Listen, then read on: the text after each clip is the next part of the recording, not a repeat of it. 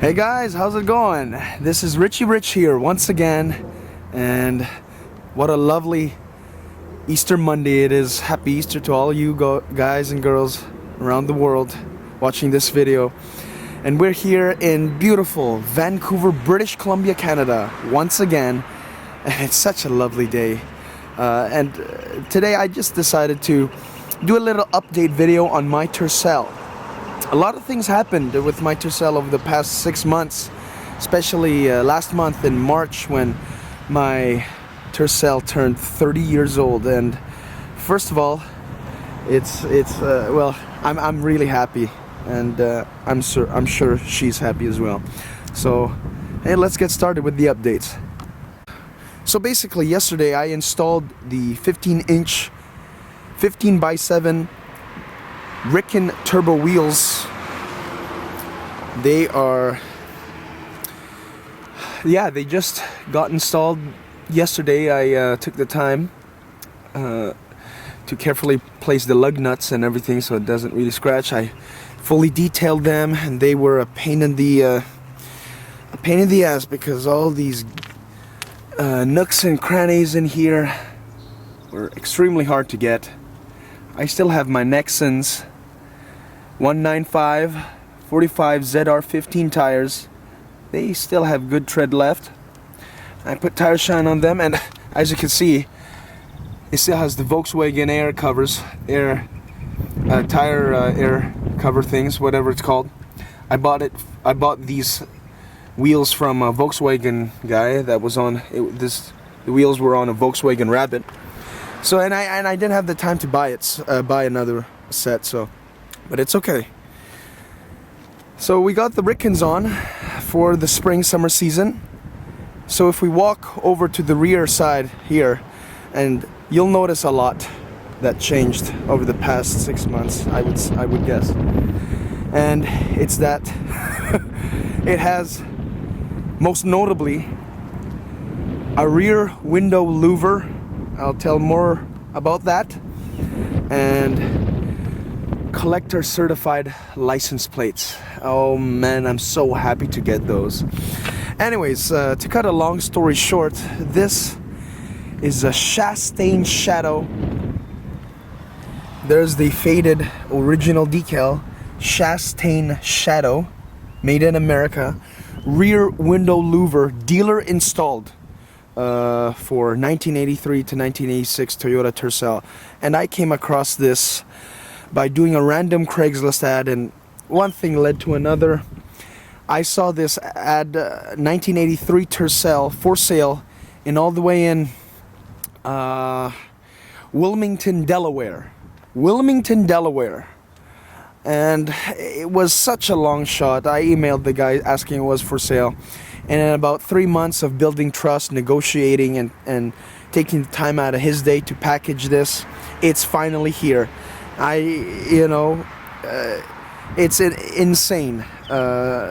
When I found it, first of all, I didn't even know they made any of these for the Tercel. I only thought they made this twin-tier spoiler, which is still a pretty rare piece to get.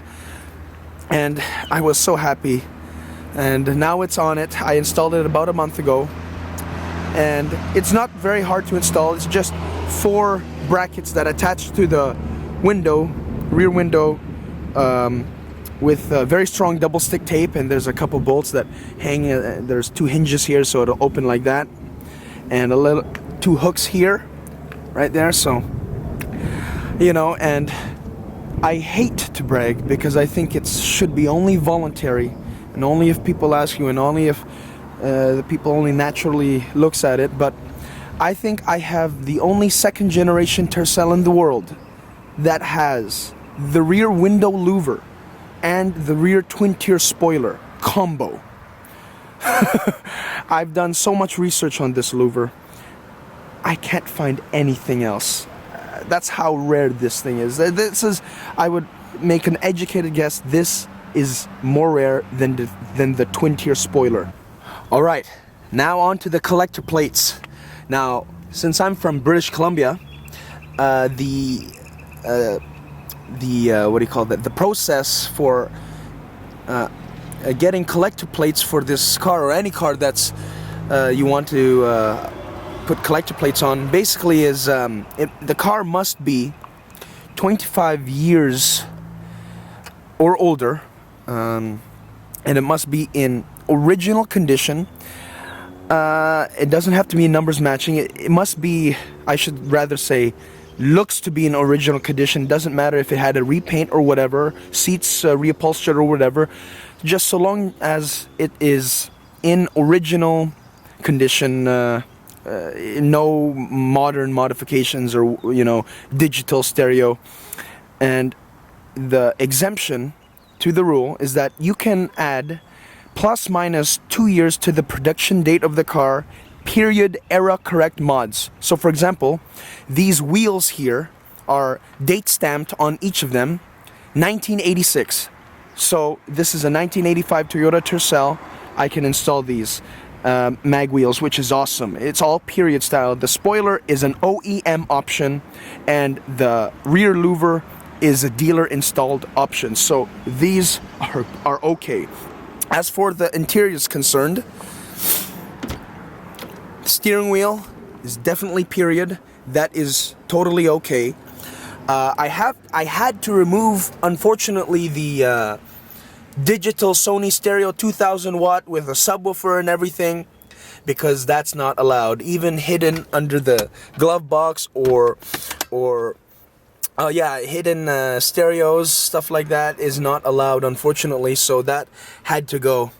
There's the Lonely CB radio now, so I have to look for an OEM Toyota stereo from an 80s Toyota at Pick and Pull or something like that, or I can keep it the way it is. Or no, but actually I want to fill that spot in for a radio. So basically I had to take out all the speakers.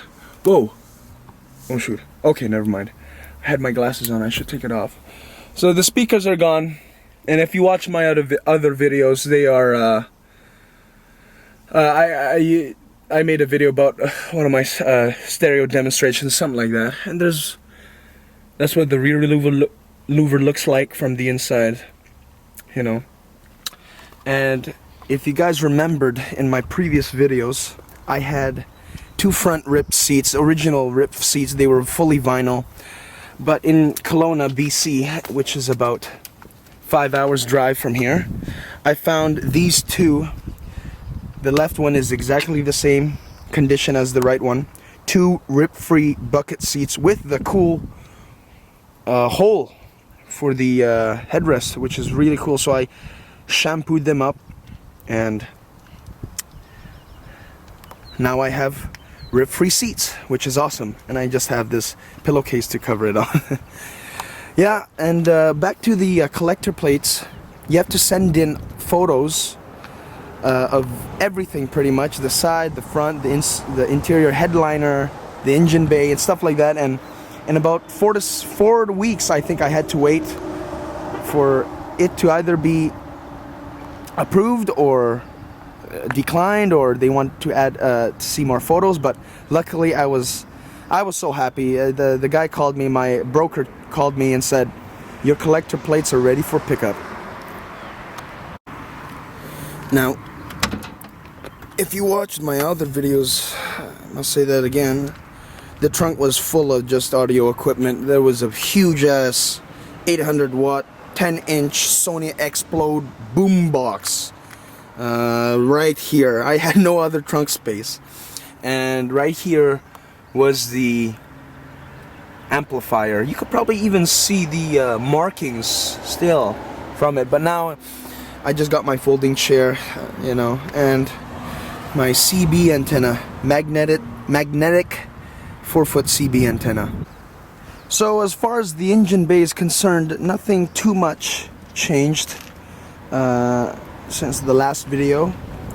New wiring, because at that time I was experiencing hard starting. One of the spark plugs was firing red sparks or something like that. So guys, thank you so much for watching. I hope you all have a great Easter. Thank you, God bless, my friends.